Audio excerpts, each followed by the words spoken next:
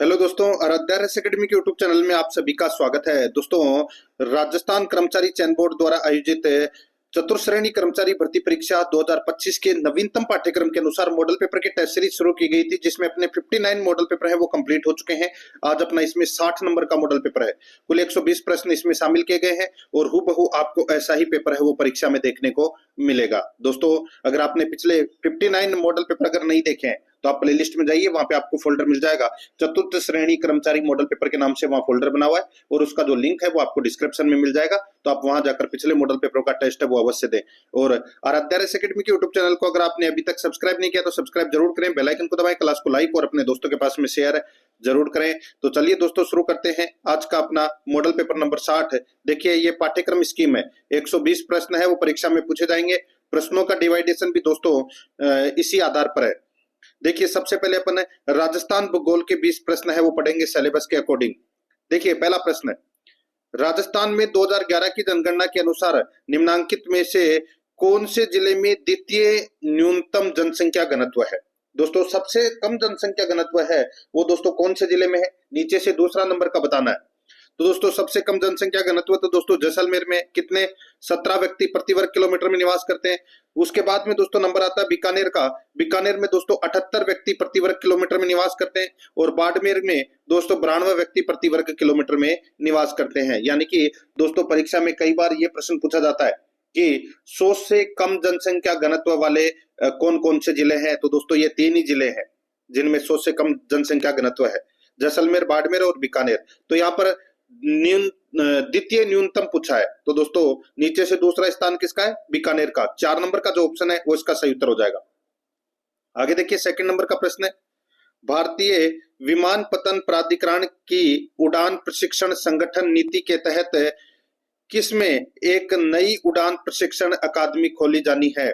बताइए, भारतीय विमानपत्तन प्राधिकरण की उड़ान प्रशिक्षण संगठन नीति के तहत किसमें एक नई उड़ान प्रशिक्षण अकादमी खोली जानी है?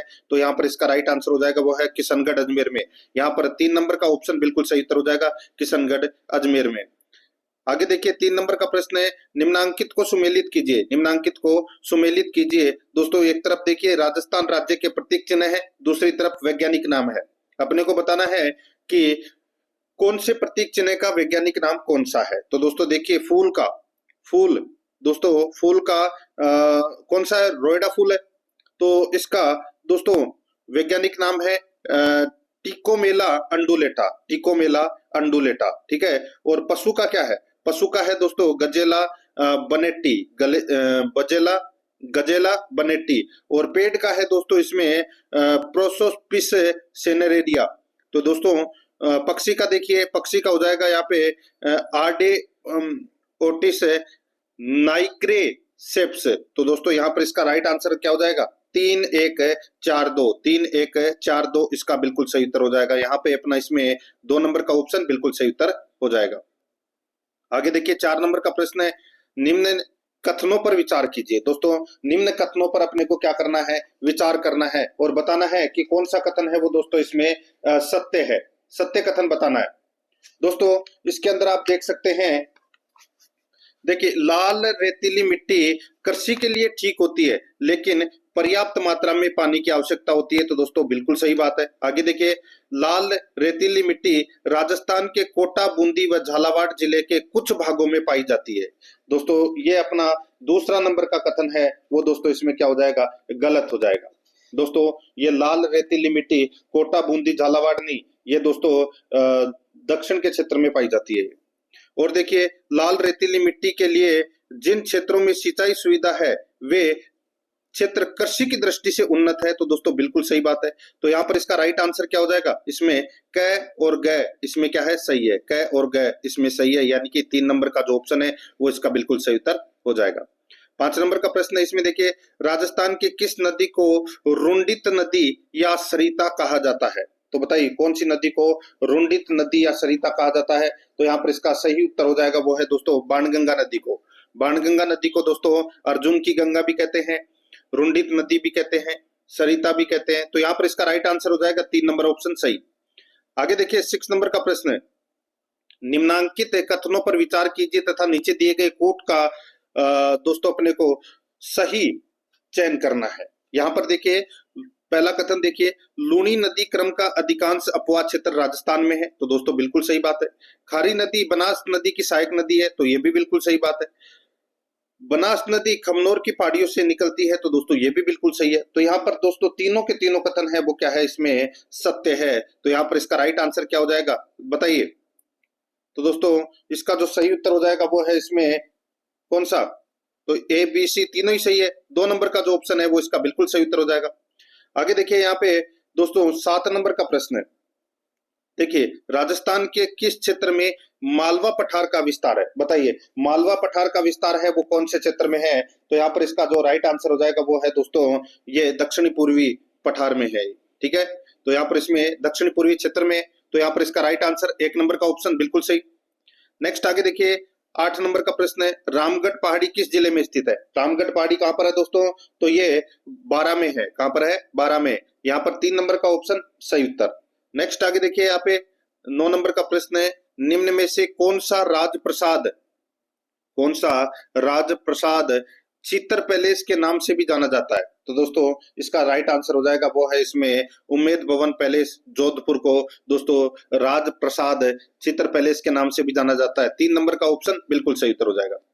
10 नंबर का प्रश्न है, इसमें देखिए इंदिरा गांधी नहर परियोजना में लिफ्ट नहरों की संख्या है। इंदिरा गांधी नहर परियोजना में लिफ्ट नहरों की संख्या है वो दोस्तों कितनी है बताइए। तो दोस्तों इसका राइट आंसर हो जाएगा वो है 7 लिफ्ट नहर है। यहाँ पर इसमें 4 नंबर का ऑप्शन बिल्कुल सही। 11 नंबर का प्रश्न है, इसमें देखिए भारत मौसम विज्ञान विभाग की परिभाषा के अनुसार भयंकर सूखा होता है जब वर्षा में कमी होती है। बताइए भयंकर सूखा कब होता है, जब वर्षा में कितनी प्रतिशत से कमी होती है। तो इसका राइट आंसर हो जाएगा वो है दोस्तों 50% से अधिक कमी होती है, तो दोस्तों भयंकर सूखा कहलाता है। तो यहाँ पर इसमें 2 नंबर का ऑप्शन बिल्कुल सही। नेक्स्ट आगे देखिए यहाँ पे 12 नंबर का प्रश्न है, सांगरिया सांचौर सांथलपुर ग्रीनफील्ड एक्सप्रेसवे जिससे होकर नहीं गुजरता है वह है।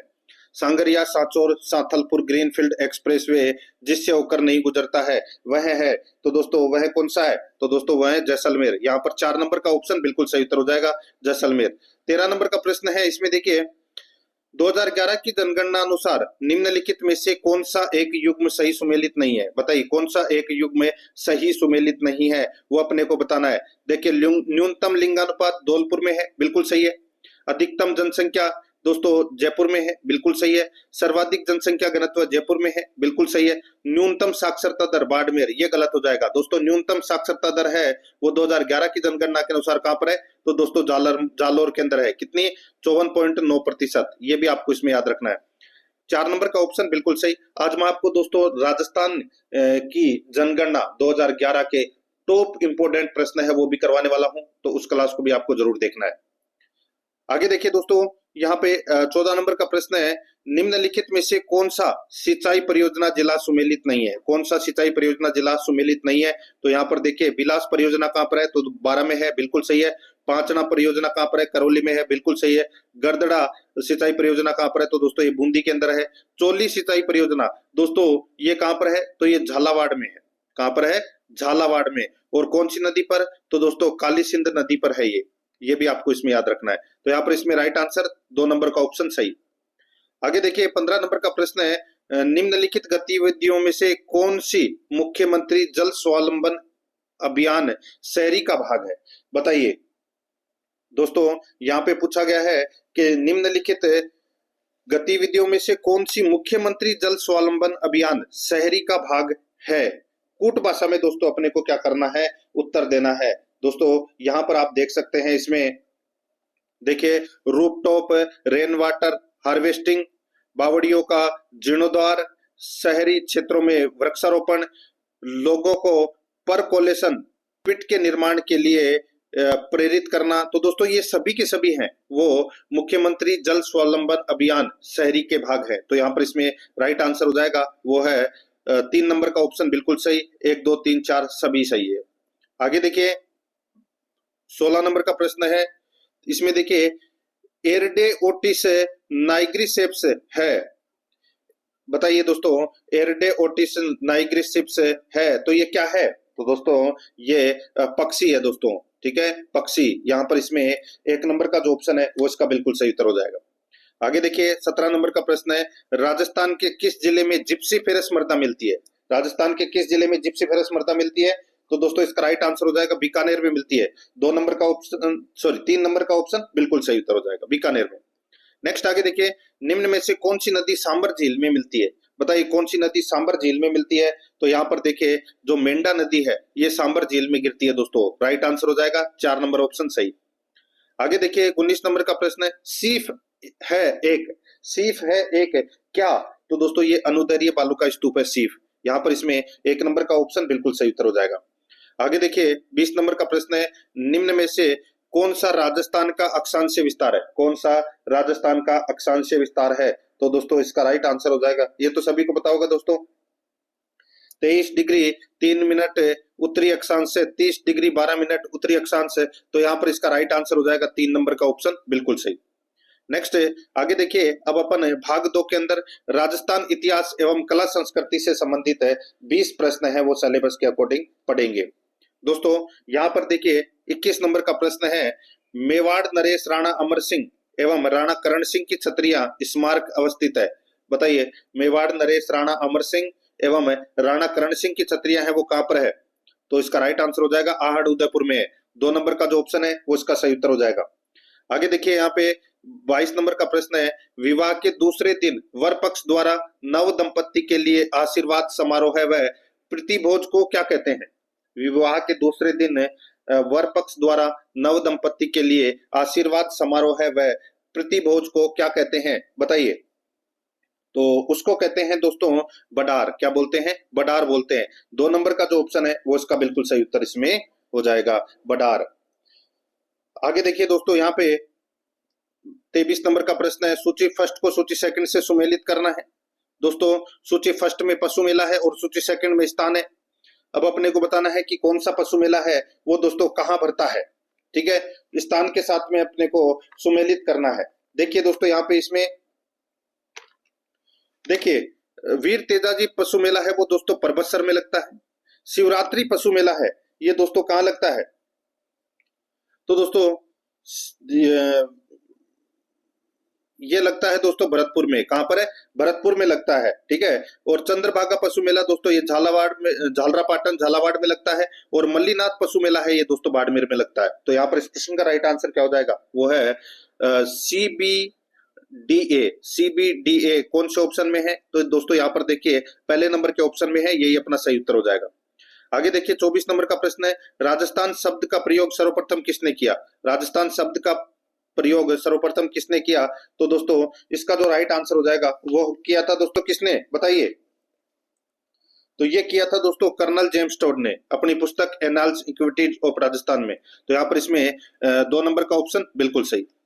आगे देखिए 25 नंबर का प्रश्न है, निम्नलिखित में से किस देवता ने, दोस्तों निम्नलिखित में से किस देवता ने राव जोधा को मंडोर विजित करने में सहायता प्रदान की थी? तो दोस्तों किसने? तो इसका सही उत्तर हो जाएगा वो है दोस्तों यहाँ पर इसका सही उत्तर हो जाएगा हडबूजी, ठीक है। यहाँ पर 4 नंबर का ऑप्शन बिल्कुल सही उत्तर हो जाएगा हडबूजी। 26 नंबर का प्रश्न है, इसमें देखिए राजस्थान में लोकनायक के नाम से किन्हें जाना जाता है? बताइए राजस्थान में लोकनायक के नाम से किन्हें जाना जाता है? राइट आंसर हो जाएगा जय नारायण व्यास को लोकनायक के नाम से जाना जाता है। 3 नंबर ऑप्शन बिल्कुल सही। आगे देखिए गलत युग्म को चुनना है दोस्तों, गलत युग्म को क्या करना है? चुनना है। यहाँ पर आप देख सकते हैं दोस्तों, देखिए बूंदी प्रजामंडल की स्थापना दोस्तों कांतिलाल ने की थी और करौली प्रजामंडल की जो स्थापना है वो त्रिलोक चंद माथुर ने की थी, बिल्कुल सही है। अलवर प्रजामंडल की स्थापना हरि नारायण शर्मा ने की थी, बिल्कुल सही है। और झालावाड़ प्रजामंडल की जो स्थापना है वो पन्नालाल त्रिवेदी, ये गलत हो जाएगा। दोस्तों आप सभी को पता होगा कि झालावाड़ प्रजामंडल की जो स्थापना है वो मांगीलाल भव्य ने की थी 1946 में, ठीक है, ये आपको इसमें याद रखना है। राइट आंसर हो जाएगा यहाँ पे 4 नंबर का ऑप्शन सही उत्तर। 28 नंबर का प्रश्न है, इसमें देखिए भगत आंदोलन किस क्षेत्र में शुरू हुआ था? भगत आंदोलन किस क्षेत्र में शुरू हुआ था? दोस्तों इसका जो राइट आंसर हो जाएगा वो है ये डूंगरपुर बांसवाड़ा में शुरू हुआ था दोस्तों ये भगत आंदोलन। 2 नंबर का ऑप्शन बिल्कुल सही। नेक्स्ट आगे देखिए राजस्थान ने भी भारत के स्वतंत्रता संग्राम में महत्वपूर्ण भूमिका निभाई। 1857 में मेरठ के लगभग 18 दिन बाद राजस्थान में किस स्थान पर विद्रोह शुरू हुआ था? तो दोस्तों कहां पर विद्रोह शुरू हुआ था? तो दोस्तों ये तो सभी को पता होगा, विद्रोह शुरू हुआ था ये दोस्तों नसीराबाद में शुरू हुआ था। यानी कि राजस्थान में क्रांति की शुरुआत कहां से हुई थी? नसीराबाद से हुई थी। यहाँ पर 4 नंबर का ऑप्शन सही उत्तर। 30 नंबर का प्रश्न इसमें देखिए, महाराणा प्रताप ने चावंड को अपनी राजधानी कब बनाया था? दोस्तों 1582 के अंदर युद्ध हुआ था, दिवेर का युद्ध, ठीक है। और उसके 3 वर्ष पश्चात यानी कि 1585 में दोस्तों चावंड को अपनी राजधानी बनाया था महाराणा प्रताप ने। यहाँ पर इसमें 1 नंबर का जो ऑप्शन है वो इसका बिल्कुल सही उत्तर इसमें हो जाएगा। आगे देखिए यहाँ पे 31 नंबर का प्रश्न है, मेवाड़ की किस राजकुमारी को 1810 में अमीर खान पिंडारी की सलाह पर जहर दे दिया गया था? तो दोस्तों कृष्णा कुमारी को जहर दे दिया गया था, तो सभी को पता ही होगा। यहाँ पे 3 नंबर का जो ऑप्शन है वो इसका सही उत्तर हो जाएगा, कृष्णा कुमारी को जहर दे दिया गया था। आगे देखिए, राजस्थान की राजनीति सामंतवाद से जातिवाद के भंवर में पुस्तक के लेखक कौन है? राजस्थान की राजनीति सामंतवाद से जातिवाद के भंवर में पुस्तक के लेखक कौन है? तो दोस्तों कौन है इसके पुस्तक के लेखक? तो इसका राइट आंसर हो जाएगा वो है विजय भंडारी। यहाँ पर इसमें 1 नंबर का ऑप्शन बिल्कुल सही, विजय भंडारी। 33 नंबर का प्रश्न इसमें देखिए, हालरो पहना जाता है। दोस्तों हालरो पहना जाता है, ये कहां पर पहना जाता है दोस्तों हालरो? तो ये दोस्तों महिलाओं द्वारा गले का आभूषण है दोस्तों, ये गले में पहने जाने वाला आभूषण है। तो यहाँ पर इसमें 2 नंबर का ऑप्शन बिल्कुल सही। नेक्स्ट आगे देखिए, 34 नंबर का प्रश्न है, निम्नलिखित में से कौन सी लोक संगीत एवं नृत्य शैली केवल जयपुर से संबंधित है? तो दोस्तों तुर्रा कलंगी तो कहां से है? मेवाड़ से। तो यहाँ पर पूछा गया है कि कौन सी लोक संगीत एवं नृत्य शैली केवल जयपुर से संबंधित है? तो इसका राइट आंसर हो जाएगा वो है इसमें तमाशा। यहाँ पर इसमें 3 नंबर का ऑप्शन बिल्कुल सही, तमाशा। नेक्स्ट आगे देखिए, निम्नलिखित में से कौन राजस्थान के कुंभलगढ़ त्योहार से संबंधित है? बताइए कुंभलगढ़ त्योहार से संबंधित तो दोस्तों कौन होगा? महाराणा कुंभा ही होगा। तो यहाँ पर इसमें राइट आंसर 4 नंबर ऑप्शन हो जाएगा। आगे देखिए, 36 नंबर का प्रश्न है, धन्ना भगत के गुरु कौन थे? बताइए धन्ना भगत के गुरु कौन थे? तो सभी को पता होगा दोस्तों, धन्ना भगत के गुरु है वो रामानंद जी थे। रामानंद के शिष्य थे दोस्तों धन्ना जी।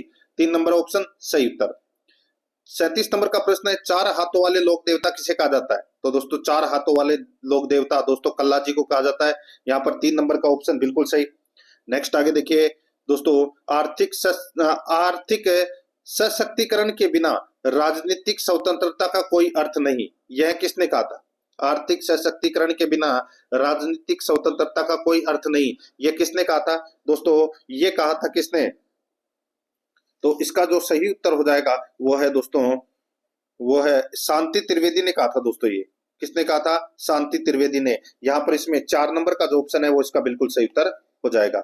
आगे देखिए, 39 नंबर का प्रश्न है, स्वामी दयानंद सरस्वती का संबंध राजस्थान के किस जिले से रहा है? तो दोस्तों बताइए कौन से जिले से रहा है? तो अजमेर से रहा है इनका संबंध। यहाँ पर इसमें 3 नंबर का ऑप्शन सही उत्तर।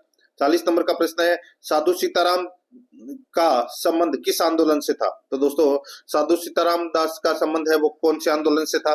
तो इसका राइट आंसर हो जाएगा, ये दोस्तों बिजोलिया किसान आंदोलन से संबंधित थे। बिजोलिया किसान आंदोलन का जो प्रथम चरण था, ठीक है, उसका नेतृत्व दोस्तों साधु सीताराम दास ने किया था। राइट आंसर हो जाएगा 3 नंबर ऑप्शन बिल्कुल सही। अब दोस्तों अपन राजस्थान पॉलिटी के 5 प्रश्न है वो पढ़ने वाले हैं, ठीक है, भाग 3 के अंदर। यहाँ पर देखिए दोस्तों, इसमें 41 नंबर का प्रश्न है, निम्नलिखित कथनों को पढ़िए। दोस्तों निम्नलिखित कथनों को क्या करना है? पढ़ना है। यहाँ पर आप देख सकते हैं दोस्तों, इसमें 2 कथन दे रखे हैं, सही कूट का अपने को यहाँ पर चयन करना है। देखिए, सूचना के अधिकार अधिनियम 2005 का उद्देश्य प्रशासन में पारदर्शिता तथा उत्तरदायित्व लाना है, बिल्कुल सही बात है। दूसरा देखिए, अरुणा राय ने उस आंदोलन का नेतृत्व किया जिसने सूचना के अधिकार अधिनियम के अधिनियमित होने का दोस्तों मार्ग प्रशस्त किया। तो दोस्तों यहाँ पर दोनों के दोनों कथन है वो इसमें क्या है? सही है। यहाँ पर 2 नंबर का जो ऑप्शन है वो इसका बिल्कुल सही उत्तर हो जाएगा, दोनों कथन सही है। 42 नंबर का प्रश्न है, इसमें देखिए, राजस्थान के मुख्य सचिव से संबंधित निम्नलिखित कथनों पर विचार कीजिए और सही विकल्प का दोस्तों क्या करना है? पहचान करना है। दोस्तों यहाँ पर देखिए 2 कथन दे रखे हैं, कूट भाषा में अपने को क्या करना है? उत्तर देना है। यहाँ पर देखिए, मुख्य सचिव मंत्री परिषद का साथ ही उसकी उप समिति का भी सचिव होगा, तो दोस्तों बिल्कुल सही बात है। आगे देखिए, राजस्थान में भारतीय प्रशासनिक सेवा के वरिष्ठतम अधिकारी को ही मुख्य सचिव नियुक्त किया जा सकता है। तो दोस्तों वरिष्ठतम जरूरी नहीं है, मुख्य सचिव की नियुक्ति कौन करता है? दोस्तों मुख्यमंत्री करता है, ठीक है। तो यहाँ पे वरिष्ठतम जरूरी नहीं है, तो ये कथन गलत हो जाएगा। तो यहाँ पर इसमें पहला ही कथन है वो क्या है, सत्य है। एक नंबर का जो ऑप्शन है वो इसका बिल्कुल सही उत्तर हो जाएगा। आगे देखिए 43 नंबर का प्रश्न है, राजस्थान पुलिस का प्रमुख कौन है? बताइए राजस्थान पुलिस का प्रमुख है वो कौन है? तो यहाँ पर इसका राइट आंसर हो जाएगा दोस्तों, वो है पुलिस महानिदेशक राजस्थान। यहाँ पर इसमें 3 नंबर का ऑप्शन बिल्कुल सही। आगे देखिए 44 नंबर का प्रश्न है, इसमें देखिए निम्नलिखित में से कौन सा या कौन से कर्तव्य भारतीय संविधान द्वारा मौलिक कर्तव्यों के रूप में निर्धारित नहीं किया गया है? बताइए कौन कौन से मौलिक कर्तव्य नहीं है? तो दोस्तों देखिए मौलिक कर्तव्य देश की रक्षा करना है, तो बिल्कुल है। आयकर का भुगतान करना मौलिक कर्तव्य नहीं है। चुनाव में मतदान करना ये भी मौलिक कर्तव्य नहीं है। सार्वजनिक संपत्ति की सुरक्षा करना ये मौलिक कर्तव्य है। तो यहाँ पर क्या पूछा गया है कि कौन से मौलिक कर्तव्य नहीं है? तो 2 और 3 है वो दोस्तों मौलिक कर्तव्य नहीं है। तो यहाँ पर इसमें 2 नंबर का जो ऑप्शन है वो इसका राइट आंसर हो जाएगा। आगे देखिए दोस्तों यहाँ पर इसमें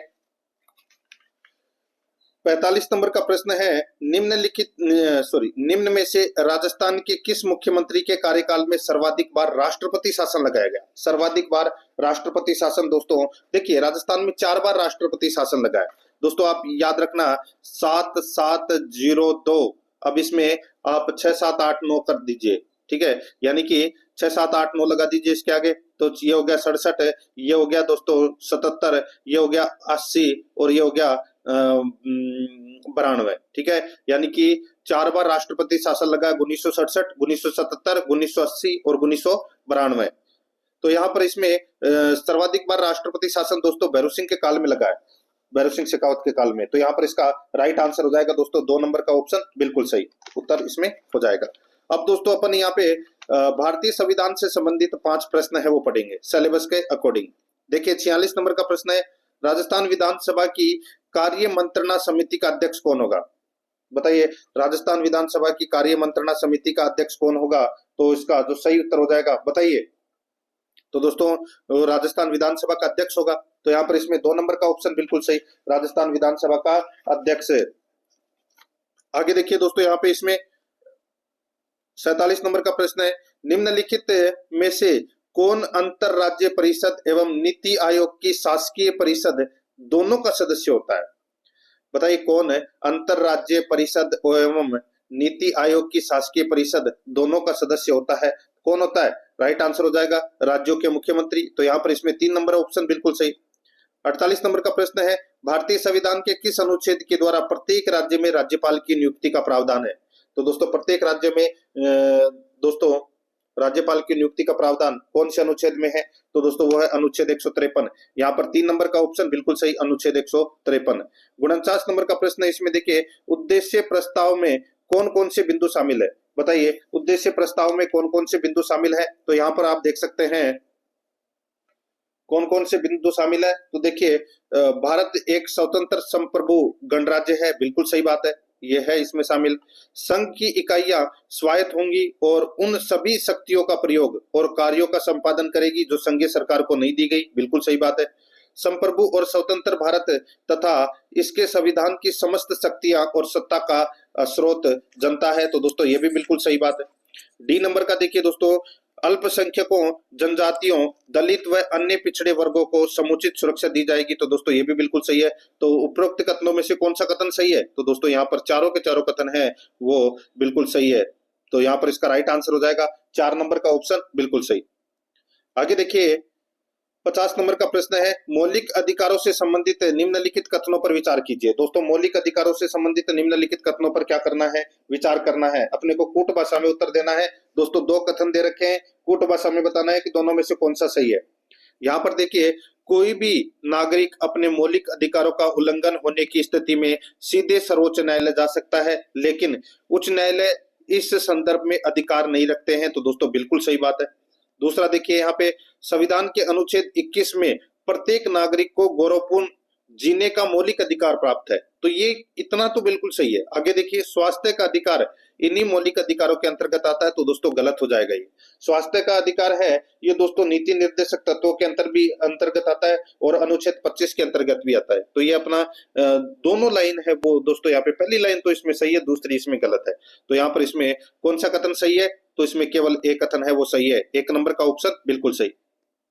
आगे देखिए, अब अपन दोस्तों सामान्य विज्ञान यानी कि दोस्तों जनरल साइंस से संबंधित 5 प्रश्न पढ़ेंगे सिलेबस के अकॉर्डिंग, भाग 5 में। 51 नंबर का प्रश्न है वो देखिए, औद्योगिक अपशिष्ट द्वारा जल के प्रदूषण को नियंत्रित करने के लिए निम्नलिखित खरपतवारों में से कौन सा उपयोगी पाया जाता है? औद्योगिक अपशिष्ट द्वारा जल के प्रदूषण को नियंत्रित करने के लिए निम्नलिखित खरपतवारों में से कौन सा उपयोगी पाया जाता है? बताइए कौन सा उपयोगी पाया जाता है? तो इसका जो सही उत्तर हो जाएगा वो है दोस्तों इसमें जलकुंभी। क्या हो जाएगा? जलकुंभी। तो यहाँ पर इसमें 2 नंबर का जो ऑप्शन है वो इसका बिल्कुल सही उत्तर हो जाएगा, जलकुंभी। आगे देखिए, 52 नंबर का प्रश्न है, इसमें देखिए, कौन बच्चों में सबसे बड़ा होता है लेकिन यौवन की शुरुआत के साथ यह अंततः सिकुड़ जाता है और वसा द्वारा प्रतिस्थापित हो जाता है? तो यहाँ पर इसका सही उत्तर हो जाएगा वो है दोस्तों इसमें कौन सा? बताइए। तो इसका जो सही उत्तर हो जाएगा वो है दोस्तों इसमें थाइमस। क्या हो जाएगा? थाइमस। 1 नंबर का जो ऑप्शन है वो इसका बिल्कुल सही उत्तर हो जाएगा, थाइमस। थाइमस बच्चों में सबसे बड़ा होता है, थाइमस ग्रंथि। आगे देखिए, मेंडल द्वारा अध्ययन किए गए मोनोहाइब्रिड क्रॉस के F2 फिनोटाइप का अनुपात क्या है? मेंडल द्वारा अध्ययन किए गए एक मोनोहाइब्रिड क्रॉस के F2 फिनोटाइप का अनुपात क्या है? तो दोस्तों वो अनुपात है 3:1। क्या है? 3:1। यहाँ पर 1 नंबर का ऑप्शन बिल्कुल सही उत्तर हो जाएगा। आगे देखिए, 54 नंबर का प्रश्न है, निम्नलिखित स्थिति को ध्यान में रखते हुए निर्गत किरण या किरणों के बारे में क्या कहा जा सकता है? निम्नलिखित स्थिति को ध्यान में रखते हुए निर्गत किरण या किरणों के बारे में क्या कहा जा सकता है? तो क्या कहा जा सकता है? तो दोस्तों इसका सही उत्तर हो जाएगा वो है, इसको दोस्तों यहाँ पर देखिए, ये प्रिज्म ए और प्रिज्म बी दे रखा है, तो यहाँ पर इसका सही उत्तर हो जाएगा दोस्तों वो है सफेद प्रकाश। सफेद प्रकाश इसका राइट आंसर हो जाएगा इसमें। आगे देखिए, 55 नंबर प्रश्न है, निम्न में से कौन सा भौतिक परिवर्तन का उदाहरण है? बताइए भौतिक परिवर्तन का उदाहरण कौन सा है? तो आपको पता चल गया होगा दोस्तों यहाँ पे भौतिक परिवर्तन का उदाहरण कौन सा है। तो दोस्तों यहाँ पर देखिए, कागज का फटना, पेड़ों को काटना, जल का बर्फ बनना, तो दोस्तों ये सभी है, ये क्या है? भौतिक परिवर्तन के उदाहरण है। यहाँ पर 4 नंबर का जो ऑप्शन है वो इसका बिल्कुल सही उत्तर है, इसमें हो जाएगा। आगे देखिए दोस्तों, यहाँ पे अब अपन भाग 6 के अंदर करंट अफेयर से संबंधित 5 प्रश्न पढ़ रहे हैं। देखिए, 56 नंबर का प्रश्न है, 2024 में महिला एशियाई चैंपियनशिप ट्रॉफी का विजेता कौन रहा? 2024 में महिला एशियाई चैंपियनशिप ट्रॉफी का विजेता कौन रहा? दोस्तों इसका जो राइट आंसर हो जाएगा वो है, बताइए कौन रहा? तो दोस्तों भारत रहा। यहाँ पर इसमें 1 नंबर का ऑप्शन बिल्कुल सही। नेक्स्ट आगे देखिए, SRS बुलेटिन 2020 के अनुसार भारत में मृत्यु दर कितनी थी? तो दोस्तों भारत में मृत्यु दर है वो कितनी थी? तो यहाँ पर इसका राइट आंसर हो जाएगा वो है इसमें, बताइए मृत्यु दर कितनी थी?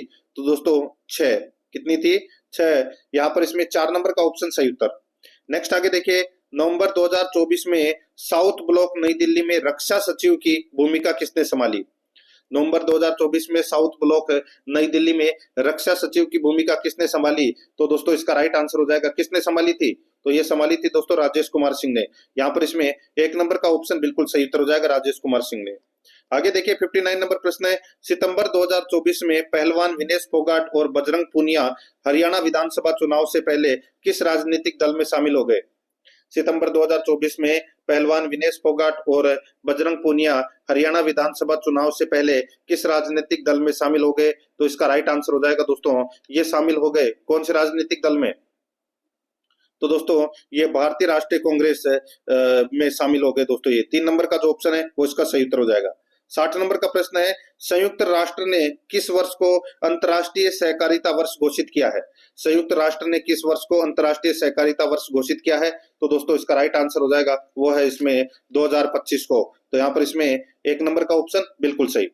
नेक्स्ट अब अपन दोस्तों राजस्थान करंट अफेयर से संबंधित 5 प्रश्न पढ़ेंगे भाग 7 के अंदर। इसमें देखिए दोस्तों, यहाँ पर देखिए 61 नंबर का प्रश्न है, Rajasthan logistics policy 2025, Rajasthan data centre नीति और राजस्थान वस्त्र एवं परिधान नीति 2025 का विमोचन निम्न में से किस दिन किया गया? Rajasthan logistic policy 2024, Rajasthan data centre नीति और राजस्थान वस्त्र एवं परिधान नीति 2025 का विमोचन निम्न में से किस दिन किया गया? तो यहाँ पर इसका राइट आंसर हो जाएगा, बताइए किस दिन किया गया? तो ये 31 मार्च 2025 को। 3 नंबर का ऑप्शन बिल्कुल सही। 62 नंबर का प्रश्न इसमें देखिए, राजस्थान की जन कल्याण योजना श्री अन्नपूर्णा रसोई योजना के अंतर्गत गरीब व जरूरतमंदों की भोजन की थाली की कीमत सितंबर 2024 के अनुसार कितनी है? तो दोस्तों बताइए कितनी है? तो इसका राइट आंसर हो जाएगा 8 रुपए। यहाँ पर इसमें 1 नंबर का ऑप्शन बिल्कुल सही, 8 रुपए। नेक्स्ट आगे देखिए दोस्तों, यहाँ पे राजस्थान दिवस मनाया जाता है। तो दोस्तों राजस्थान दिवस कब मनाया जाता है? तो दोस्तों राजस्थान दिवस है ये मनाया जाता है चैत्र शुक्ला प्रतिपदा को। चैत्र शुक्ला प्रतिपदा को राजस्थान दिवस है वो मनाया जाता है। 1 नंबर ऑप्शन सही उत्तर। आगे देखिए, राजस्थान में अटल सेवा केंद्र कहां पर स्थित है? राजस्थान में अटल सेवा केंद्र कहां पर स्थित है? तो दोस्तों ये ग्राम पंचायत स्तर पर दोस्तों ये राजस्थान में अटल सेवा केंद्र स्थित है। 3 नंबर का ऑप्शन बिल्कुल सही। आगे देखिए, श्री राज्यवर्धन सिंह राठौड़ जो खिलाड़ी से राजनीतिज्ञ बने, कौन से खेल में ओलंपिक स्तर पर उत्कृष्ट प्रदर्शन किया था इन्होंने? तो दोस्तों इन्होंने निशानेबाजी यानी कि शूटिंग में उत्कृष्ट प्रदर्शन किया था। यहाँ पर 3 नंबर ऑप्शन बिल्कुल सही। अब दोस्तों अपन भाग 8 के अंदर कंप्यूटर से संबंधित 5 प्रश्न है वो पढ़ रहे हैं सिलेबस के अकॉर्डिंग। यहाँ पर आप देख सकते हैं दोस्तों, इसमें आईबीएम प्रणाली 360, आईबीएम प्रणाली या 360 निम्न में से किसका उदाहरण है? तो दोस्तों ये आईबीएम कंप्यूटर प्रणाली, ठीक है, ये किसका उदाहरण है? तो कौन से जनरेशन का है? तो दोस्तों इसका राइट आंसर हो जाएगा 3rd जनरेशन का कंप्यूटर है। यहाँ पर इसमें 3 नंबर का ऑप्शन सही उत्तर। आगे देखिए, एक प्रस्तुति के दौरान एक स्लाइड से दूसरी स्लाइड के परिवर्तन में आने वाले स्पेशल इफेक्ट्स को क्या कहते हैं? तो बताइए स्पेशल इफेक्ट्स को क्या कहते हैं? इसका जो सही उत्तर हो जाएगा वो है दोस्तों, इसको स्लाइड ट्रांजिशन बोलते हैं। यहाँ पर 1 नंबर का ऑप्शन बिल्कुल सही, स्लाइड ट्रांजिशन। आगे देखिए 68 नंबर का प्रश्न है, इंटरनेट के संबंध में एफटीपी का पूर्ण रूप क्या है? एफटीपी का फुल फॉर्म क्या है? तो दोस्तों वो है file transfer protocol, file transfer protocol. यहाँ पर इसमें 1 नंबर का ऑप्शन बिल्कुल सही उत्तर हो जाएगा। आगे देखिए 69 नंबर प्रश्न है, ट्रैक बॉल किस प्रकार के उपकरण का हिस्सा है? ट्रैक बॉल किस प्रकार के उपकरण का हिस्सा है? तो दोस्तों ये इनपुट डिवाइस का उदाहरण है दोस्तों। ये यहाँ पर इसमें 1 नंबर का जो ऑप्शन है वो इसका बिल्कुल सही उत्तर हो जाएगा, इनपुट डिवाइस का उदाहरण है। 70 नंबर का प्रश्न इसमें देखिए, एमएस वर्ड के संबंध में निम्नलिखित में से कौन सा कथन असत्य है? एमएस वर्ड के संबंध में कौन सा कथन है वो इसमें असत्य है? तो दोस्तों यहाँ पर देखिए, इसमें एक डॉक्यूमेंट फाइल में एक से अधिक पैराग्राफ हो सकते हैं, बिल्कुल सही बात है। डॉक्यूमेंट फाइल में हेडर और फुटर दोनों नहीं हो सकते, तो दोस्तों बिल्कुल सही है। एक डॉक्यूमेंट फाइल में एक से अधिक बुलेटेड टेक्स्ट हो सकते हैं, ये गलत हो जाएगा। ये कथन है वो गलत हो जाएगा। एक डॉक्यूमेंट फाइल में एक से अधिक टेबल हो सकती है, बिल्कुल सही बात है। तो यहाँ पर इसमें 3 नंबर का ऑप्शन बिल्कुल सही उत्तर हो जाएगा। आगे देखिए दोस्तों 70 प्रश्न तो अभी अपन ने जीके से संबंधित पढ़ लिए हैं सिलेबस के अकॉर्डिंग। अब अपन दोस्तों भाग 9 के अंदर हिंदी व्याकरण से संबंधित 20 प्रश्न है वो सिलेबस के अकॉर्डिंग पढ़ने जा रहे हैं। दोस्तों यहाँ पर देखिए 71 नंबर का प्रश्न है, निविदा सूचना के प्रारूप में उल्लेखित नहीं होता है। निविदा सूचना के प्रारूप में उल्लेखित नहीं होता है, क्या नहीं होता? तो दोस्तों संबोधन एवं अभिलेख नहीं होता, बाकी तीनों होते हैं दोस्तों। यहाँ पर इसमें 1 नंबर का ऑप्शन सही उत्तर। आगे देखिए यहाँ पे 72 नंबर का प्रश्न है, किस विकल्प में हिंदी परिभाषिक शब्द का सही प्रयोग हुआ है? एक ही दोस्तों इसमें सही है, ठीक है, और वो है दोस्तों, बताइए कौन सा इसमें सही है? तो वो है अपीजमेंट यानी कि तुष्टिकरण, ये इसमें सही है। राइट आंसर हो जाएगा यहाँ पे 3 नंबर का ऑप्शन बिल्कुल सही। नेक्स्ट आगे देखिए, निम्न में से कौन सी लोकोक्ति का अर्थ सुमेलित नहीं है? कौन सी लोकोक्ति का अर्थ सुमेलित नहीं है? तो यहाँ पर दोस्तों सिर्फ देखिए आगे कुआ पीछे खाई, दोहरा लाभ होना, तो ये गलत हो जाएगा। दोहरा लाभ नहीं है दोस्तों, इसमें दोनों तरफ है दोस्तों जोखिम, दोनों तरफ है जोखिम, इसका राइट आंसर हो जाएगा, ठीक है, यानी कि दोनों तरफ है मुसीबत। तो यहाँ पर इसमें ये सही नहीं है, यहाँ पे दोहरा लाभ होना, 2 नंबर का ऑप्शन बिल्कुल सही। 74 नंबर का प्रश्न इसमें देखिए, अपूर्ण वर्तमान काल का उदाहरण है। अपूर्ण वर्तमान काल का उदाहरण कौन सा है बताइए? तो दोस्तों देखिए, रेलगाड़ी तेजी से आ रही है, रेलगाड़ी तेजी से आ रही है, तो दोस्तों ये अपूर्ण वर्तमान काल का उदाहरण है। यहाँ पर 2 नंबर का ऑप्शन बिल्कुल सही। नेक्स्ट आगे देखिए, 75 नंबर का प्रश्न है, निम्नलिखित में से अशुद्ध वाक्य कौन सा है? तो दोस्तों अशुद्ध वाक्य इसमें कौन सा हो जाएगा? देखिए, हम लोग रेलगाड़ी पर आए, तो दोस्तों हम लोग, तो दोस्तों ये ऐसे भी बोल सकता है, हम रेलगाड़ी से आए, हम रेलगाड़ी से, या हम लोग रेलगाड़ी से आए, पर यहाँ पर गलत शब्द है, तो यहाँ पर इसमें 2 नंबर का ऑप्शन बिल्कुल सही। आगे देखिए 76 नंबर का प्रश्न है, निम्नलिखित में से किस विकल्प में सभी शब्द अशुद्ध है? तो दोस्तों सभी शब्द अशुद्ध है वो कौन से विकल्प में? तो देखिए कौनते, कौनते नहीं होता दोस्तों, कांते। और कृति, ये भी गलत दे रखा है। केकई, केकेई, ठीक है, केकई होता है। तो यहाँ पर इसमें 4 नंबर का ऑप्शन बिल्कुल सही उत्तर हो जाएगा। ये सभी शब्द है वो क्या है? अशुद्ध है। आगे देखिए, नाटक के अंत में प्रयुक्त मांगलिक पद के लिए सार्थक शब्द है। नाटक के अंत में प्रयुक्त मांगलिक पद के लिए सार्थक शब्द है, तो वो कौन सा सार्थक शब्द है? तो दोस्तों इसका जो सही उत्तर हो जाएगा वो है इसमें दोस्तों भरत वाक्य। यहाँ पर एक नंबर का जो ऑप्शन है वो इसका बिल्कुल सही उत्तर हो जाएगा, भरत वाक्य। आगे देखिए 78 नंबर प्रश्न है, इनमें से कौन सा विलोम युग्म सही नहीं है? बताइए कौन सा विलोम युग्म में सही नहीं है?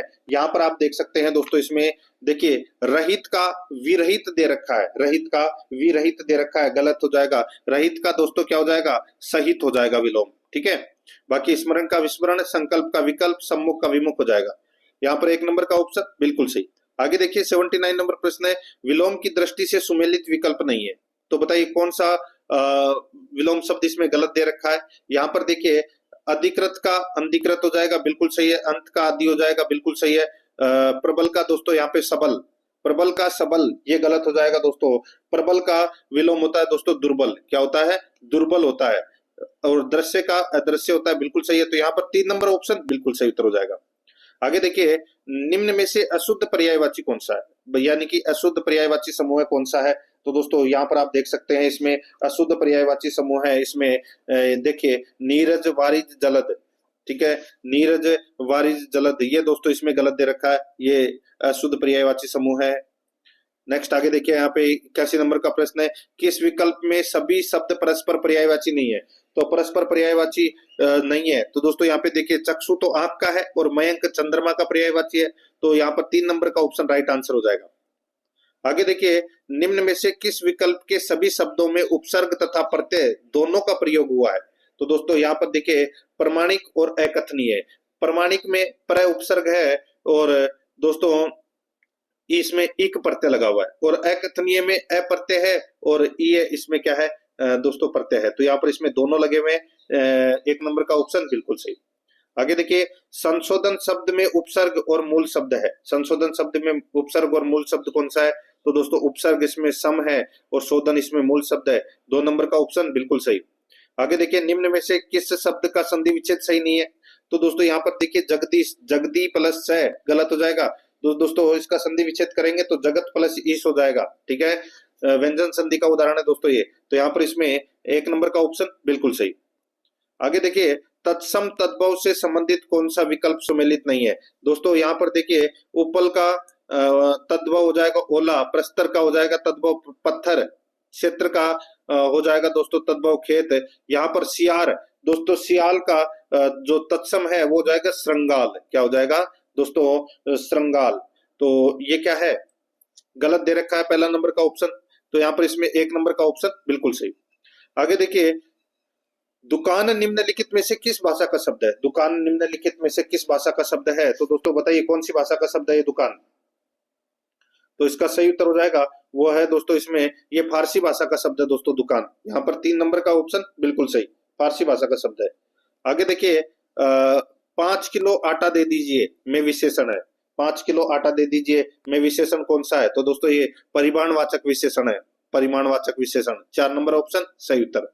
आगे देखिए, असंगत विकल्प का चयन कीजिए। दोस्तों असंगत विकल्प का अपने को क्या करना है? चयन करना है। यहाँ पर देखिए, पुलिस ने चोर पकड़वाया, प्रेरणार्थक क्रिया बिल्कुल सही है। लड़के मैदान में दौड़ रहे हैं, अकर्मक क्रिया। उसने सेव खाया, तो यहाँ पे खाना है वो क्रिया है, तो सकर्मक क्रिया है, बिल्कुल सही है। माताजी प्रतिदिन बाग में जाते हैं, रंजक क्रिया, ये गलत हो जाएगा दोस्तों। माताजी प्रतिदिन बाग में जाते हैं, ये अकर्मक क्रिया है। यहाँ पर इसमें 2 नंबर का ऑप्शन सही उत्तर हो जाएगा, ये असंगत विकल्प है। 89 नंबर प्रश्न है, तुम जिसे चाहो उसे बुला सकते हो, इस वाक्य में इनमें से कौन सा सर्वनाम प्रयुक्त हुआ है?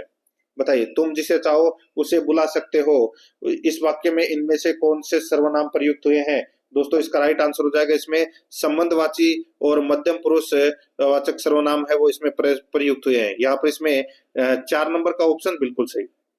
आगे देखिए, लोभ शब्द में कौन सी संज्ञा है? लोभ शब्द में कौन सी संज्ञा है? तो दोस्तों इसमें भाववाचक संज्ञा है लोभ शब्द में। 4 नंबर का ऑप्शन बिल्कुल सही। ये 20 प्रश्न है वो दोस्तों अपन ने हिंदी व्याकरण से संबंधित पढ़े हैं। अब दोस्तों अपन भाग 10 के अंदर इंग्लिश ग्रामर से संबंधित 15 प्रश्न है वो पढ़ेंगे सिलेबस के अकॉर्डिंग। देखिए यहाँ पे डायरेक्शन देखिए, insert the correct punctuation mark in the gaps, remember not to leave any spaces before और आफ्टर द पंक्चुएशन मार्क। दोस्तों अपने को यहाँ पर ये देखिए पल्स दे रखा है, इसके आगे कौन सा पंक्चुएशन मार्क आएगा यानी कि कौन सा चिन्ह आएगा वो अपने को दोस्तों यहाँ पर बताना है।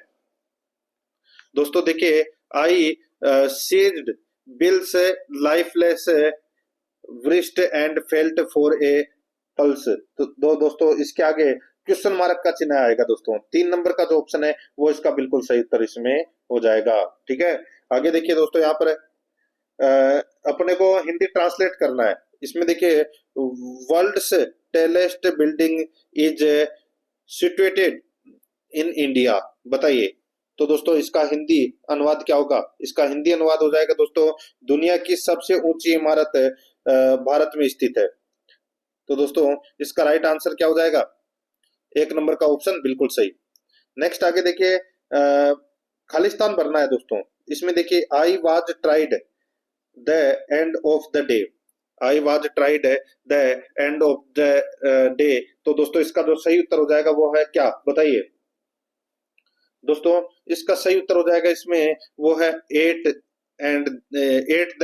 एट द एंड आएगा इसमें, 8 आएगा। 2 नंबर का ऑप्शन बिल्कुल सही। आगे देखिए दोस्तों, यहाँ पर इसमें वही खालिस्तान भरना है। देखिए, my answer is different Kanika's. बताइए, my answer is different Kanika's. तो यहाँ पे कनिकाज के आगे क्या लगेगा? तो दोस्तों इसमें लगेगा फ्रॉम कनिकाज। तो यहाँ पर 3 नंबर का ऑप्शन बिल्कुल सही।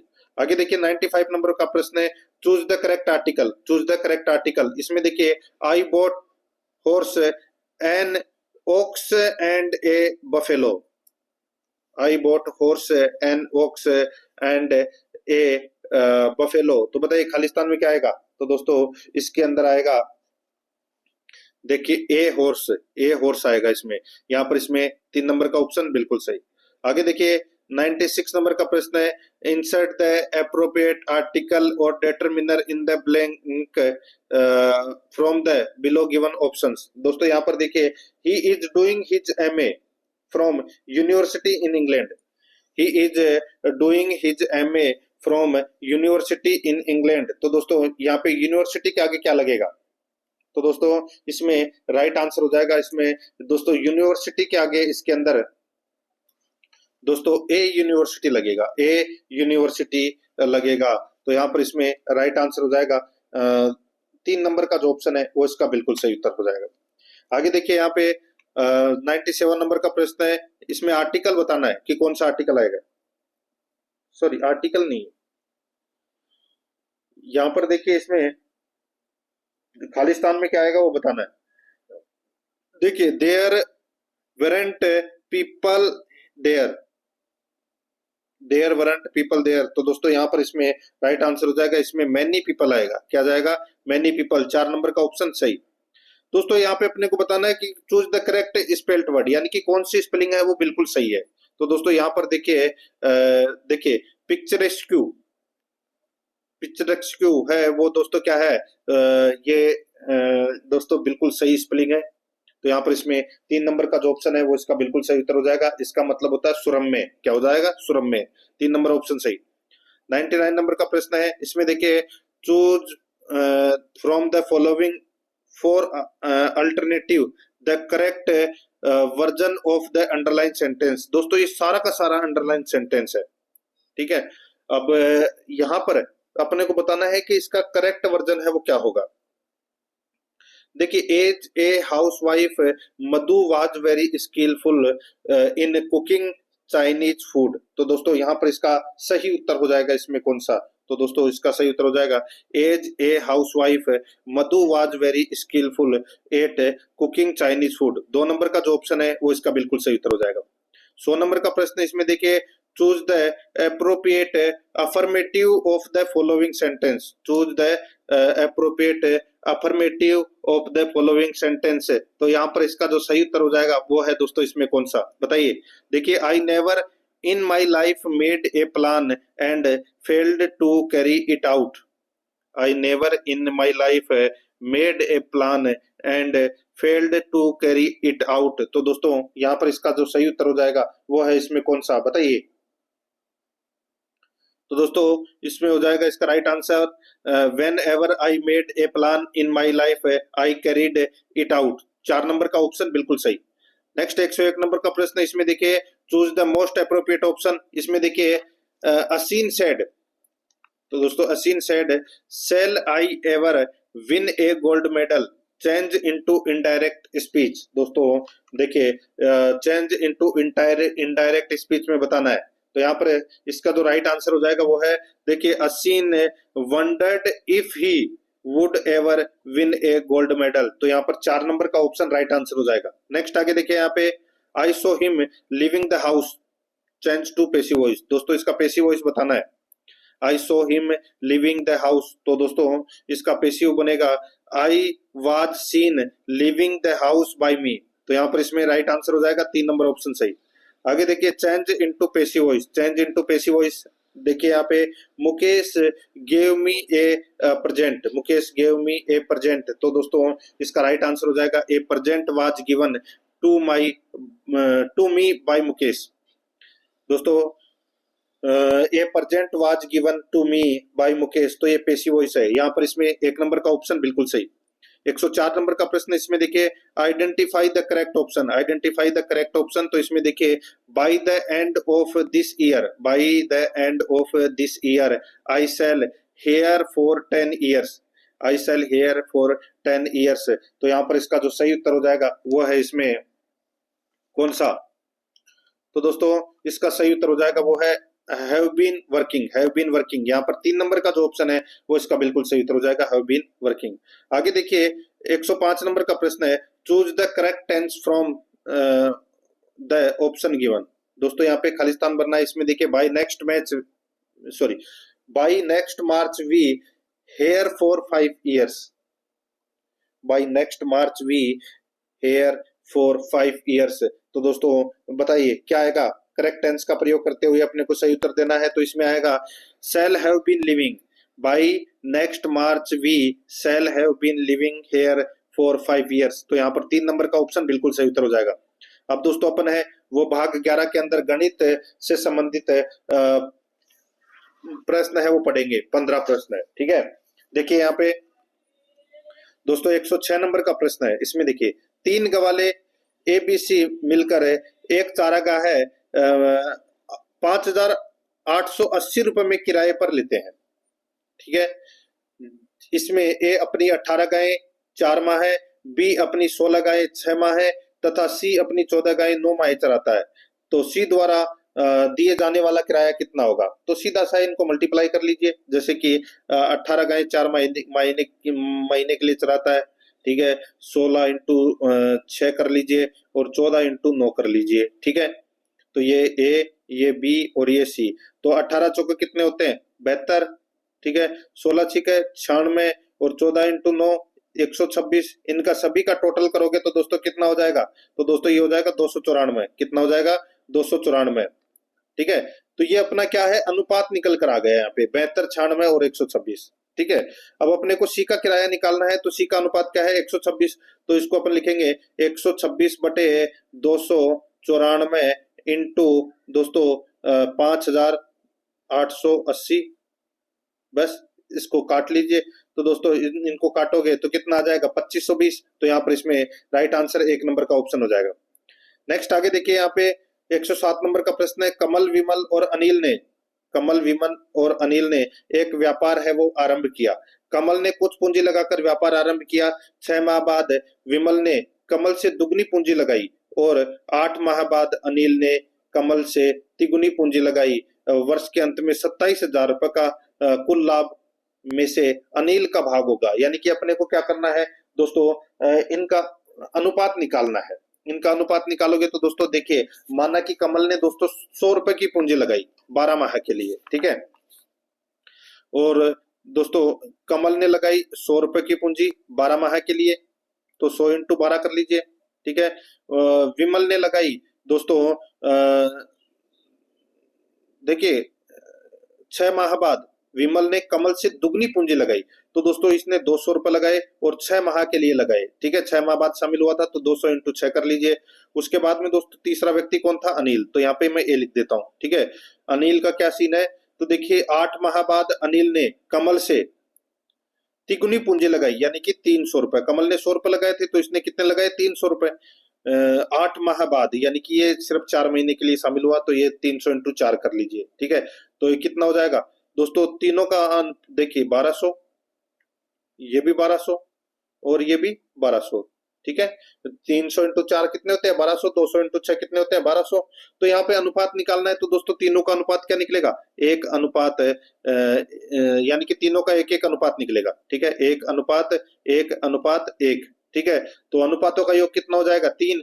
तो अपने को क्या करना है दोस्तों, सीधा सा है 27,000 में 3 का भाग दे लीजिए, ठीक है। यानी कि तीनों के 9,000 रुपए होंगे। तो यहाँ पर इसमें राइट आंसर हो जाएगा 2 नंबर ऑप्शन, बिल्कुल सही। आगे देखिए, किसी बर्तन में 5 लीटर दूध तथा 1 लीटर जल का मिश्रण है।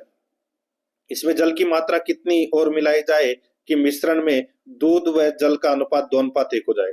तो दोस्तों सीधा सा है, देखिए किसी बर्तन में 5 लीटर दूध तथा 1 लीटर जल का मिश्रण है। तो दोस्तों ये 5 लीटर दूध, यहाँ पे मैं लिख देता हूं दोस्तों दूध, और ये हो जाएगा दोस्तों जल का मिश्रण है, वो कितना है 1, ठीक है। टोटल कितना है 6। अब दोस्तों इसमें मिश्रण में दूध व जल का अनुपात 2:1 हो जाए, तो जल में कितनी मात्रा मिलाई जाएगी। तो दोस्तों जल के अंदर मात्रा है वो कितनी मिलाई जाए कि अनुपात है वो 2:1 हो जाए। तो दोस्तों सीधा सा हो जाएगा, यहाँ पे देखिए 5 करने के लिए 5 का आधा कितना होता है, 2.5, और 2.5 में से दोस्तों 1 अपने पास में है, तो अपन 1.5 लीटर और जल मिलाएंगे। तो यहाँ पर इसमें राइट आंसर हो जाएगा 1.5 लीटर। तो यहाँ पर इसका राइट आंसर क्या हो जाएगा, वो है दोस्तों यानी कि 1.5 लीटर। 2 नंबर का ऑप्शन बिल्कुल सही। आगे देखिए यहाँ पे 109 नंबर का प्रश्न है, 3775 का 6 सही 1/2 वार्षिक दर से 3 वर्ष का चक्रवर्ती ब्याज कितना होगा। तो दोस्तों 3 वर्ष का चक्रवर्ती ब्याज है वो कितना होगा, यहाँ पर है आप देख सकते हैं दोस्तों, इसको अपन ऐसे लिख सकते हैं, देखिए 3375 इंटू दोस्तों 106.5 बटे 100 इंटू 106.5 बटे 100 इंटू 106.5 बटे 100, ठीक है। बस इसको काट लेना, इसको काट के, और दोस्तों अपने को यहाँ पर ये दे रखा है ना 3775, इसमें से दोस्तों माइनस कर देना, तो अपने पास कितना आ जाएगा, तो दोस्तों ये आ जाएगा 721। कितना आ जाएगा 721। तो यहाँ पर इसमें 3 नंबर का ऑप्शन बिल्कुल सही। आगे देखिए 18,000 रुपए का 2 वर्ष 4 मास 20 दिन का 9% की दर से सरल ब्याज होगा। सरल ब्याज यानी कि 2 वर्ष 4 मास, यानी कि 24 महीने और 4 महीने कितने होते हैं, 28 महीने। 28 महीने और 20 दिन,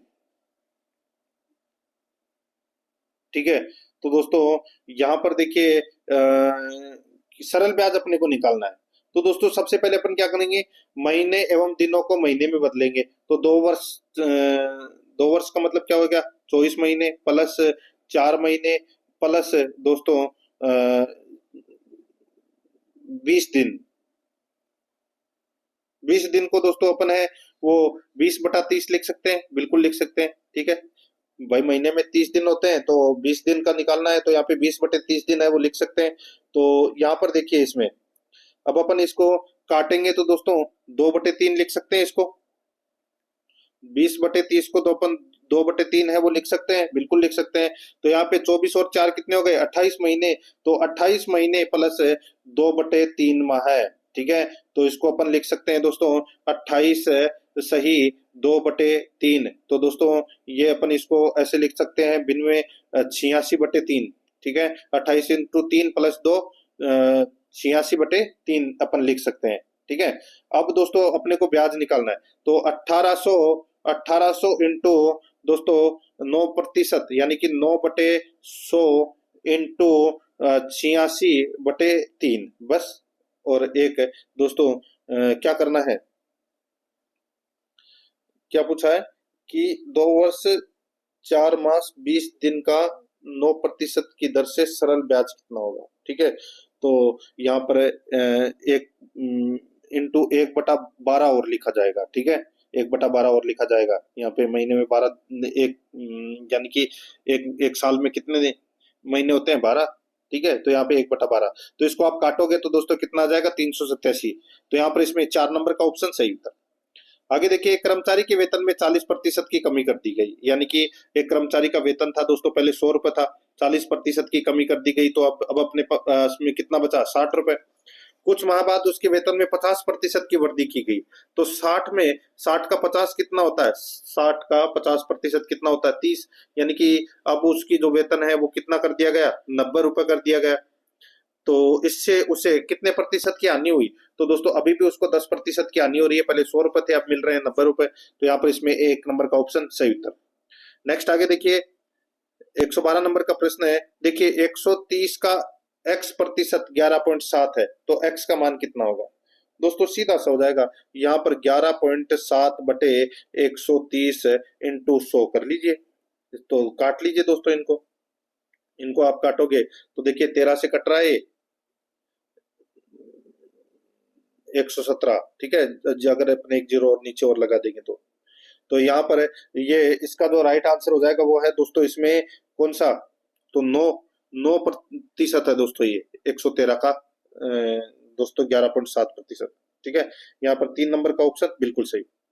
आगे देखिए दोस्तों, यहाँ पर इसमें 113 नंबर का प्रश्न है। संतरे 10 रुपए की 5 की दर से खरीद कर 15 रुपए में 6 की दर से बेचे जाते हैं, तो लाभ प्रतिशतता कितनी है। तो लाभ प्रतिशतता दोस्तों कितनी है, यहाँ पर इसका राइट आंसर क्या हो जाएगा। दोस्तों देखिए, संतरे 5 रुपए की 10 रुपए के 5 की दर से खरीद कर 15 रुपए में 6 की दर से बेचे जाते हैं, तो लाभ प्रतिशत कितना होगा। दोस्तों यहाँ पर देखिए, 5 में 2 का भाग, सॉरी 10 में 5 का भाग दोगे तो दोस्तों एक संतरा कितने रुपए का हो जाएगा दोस्तों, 2 रुपए का हो जाएगा, ठीक है। अब 15 रुपए में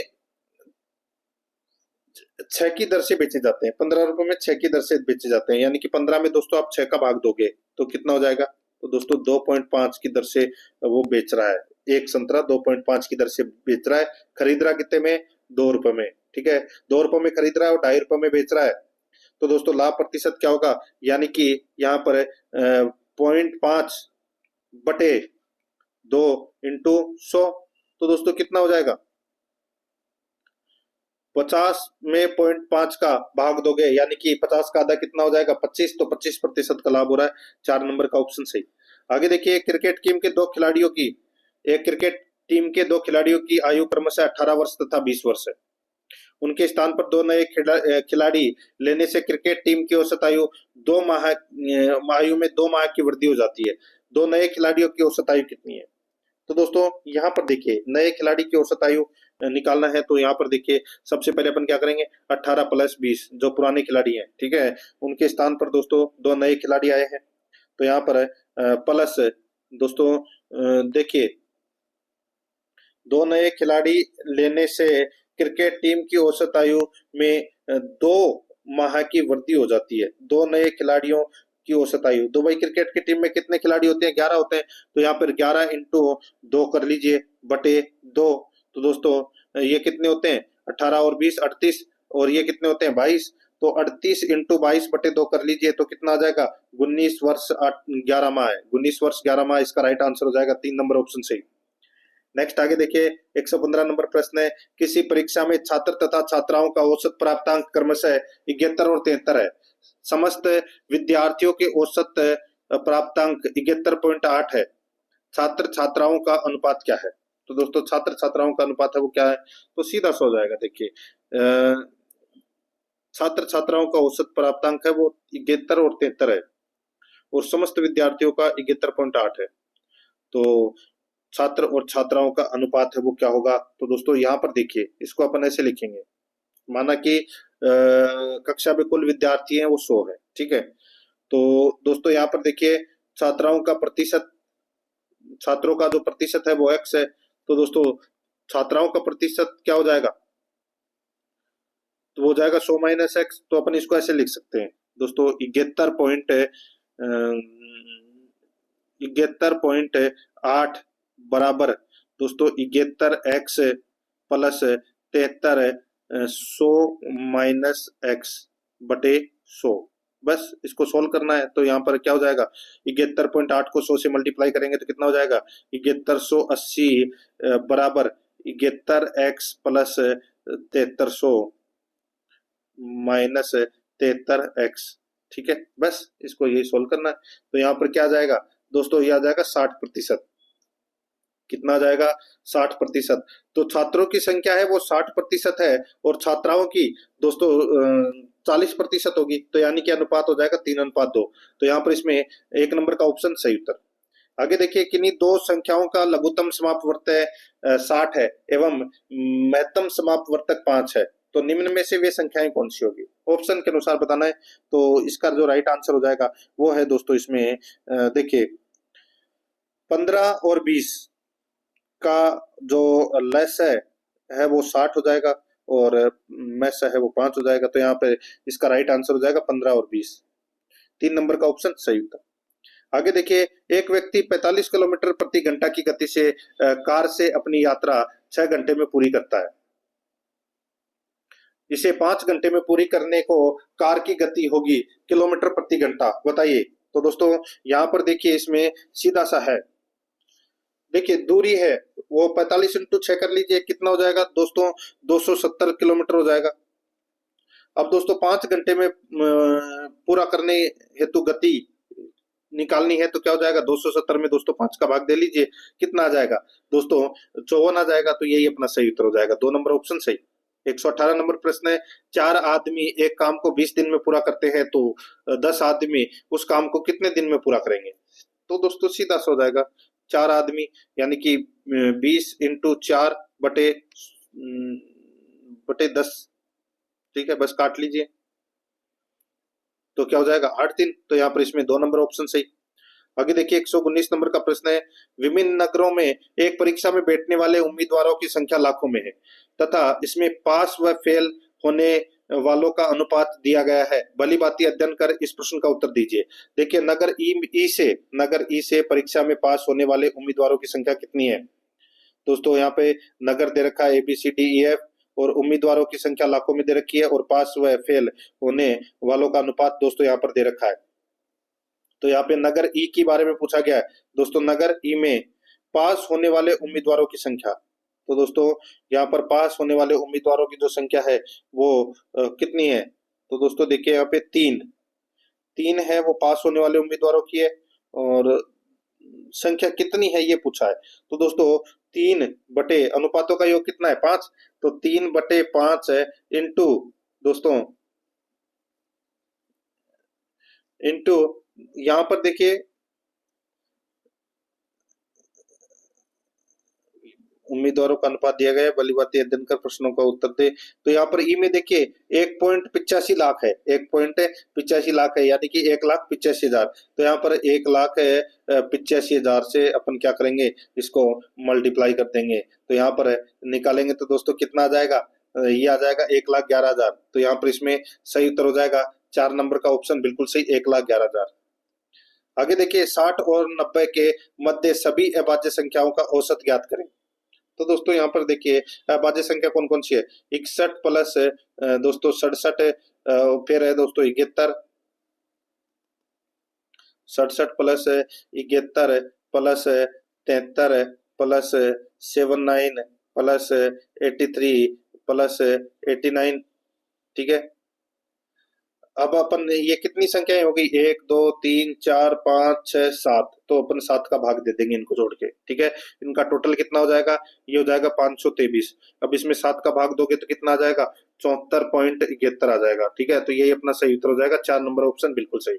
तो दोस्तों इसी के साथ मैंने आपको ये जो मॉडल पेपर है वो कंप्लीट करवा दिया है। पिछले मॉडल पेपर नहीं देखे तो वो जरूर देखें, और आराध्या RS एकेडमी के यूट्यूब चैनल को सब्सक्राइब जरूर करें, बेल आइकन को दबाएं, क्लास को लाइक और अपने दोस्तों के पास में शेयर जरूर करें।